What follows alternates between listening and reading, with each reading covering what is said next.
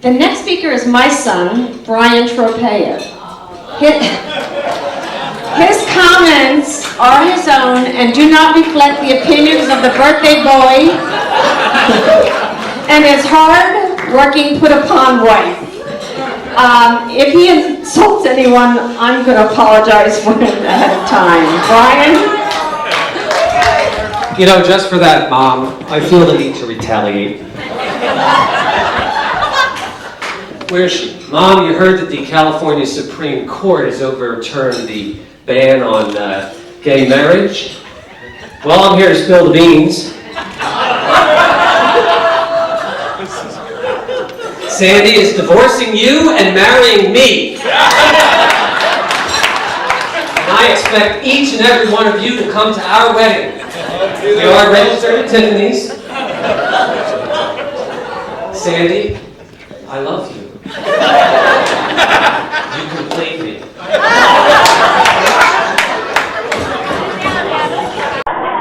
You know, Brian Sandu sounds really good. Sandu. You know, Sandu is really an acronym that stands for Sexy Adonis Needing Delight and Hot Undulation.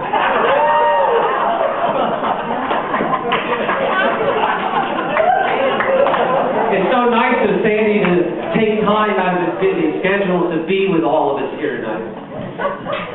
You know, some people think that when you become 80, you have nothing to do all day. But not Sandy. Sandy's always busy. And in fact, Sandy spent all day yesterday crossing off all the dead people from his address book.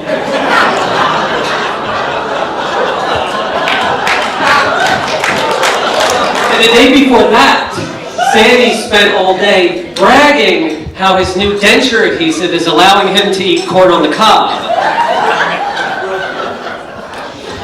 And the day before that, Sandy spent all day pleading with his urologist that he can't pee. Incidentally, his urologist just keeps replying, Sandy, you're 80, you've peed enough.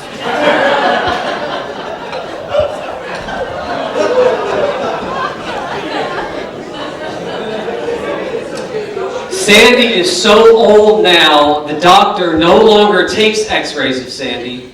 He just holds his body up to the light. You know, I could stand up here all night and tell one stupid Sandy is so old joke after the next. I mean, there are so many, such as Sandy's so old, the key to Ben Franklin's kite was to Sandy's apartment. Sandy's so old, there are vultures circling his house. Sandy is so old, he's now farting out mummy dust. But I couldn't say those jokes if Sandy really wasn't that old, if Sandy really wasn't strong and powerful. You know he is, look at him. Sandy, I'm going to give you an example of how powerful he is. Sandy is the only guy I know who needs to call the doctor 4 hours after taking Viagra.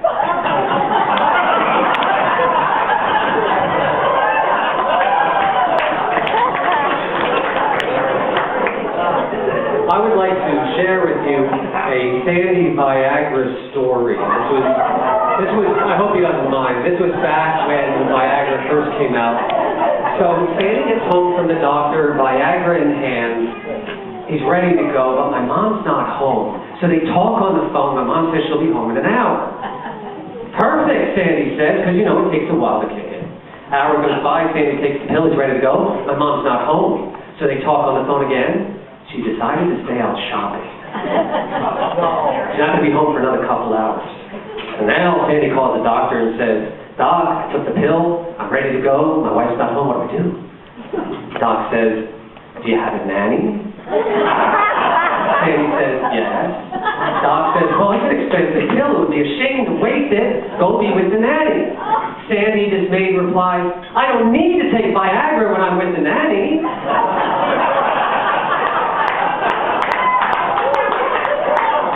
Powerful, Sandy could swallow a Rubik's Cube whole and then crap it out solved. In fact, I think he's doing it right now. Look at that expression.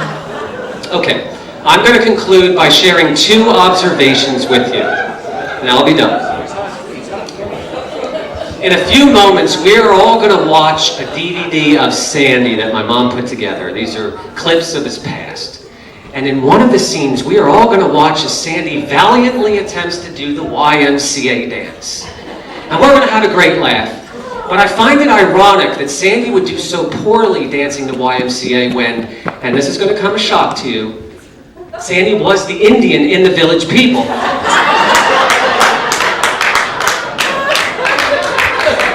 And finally, one more observation. My mom, Harriet, has been married to Sandy for 17 years now.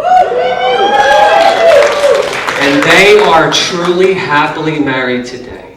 And do you want to know what this proves? This proves that outsourcing to India can be successful. Sandy, I love you. Happy birthday. You are the best stepfather anyone could ever have, the best father. Happy birthday. Thank you.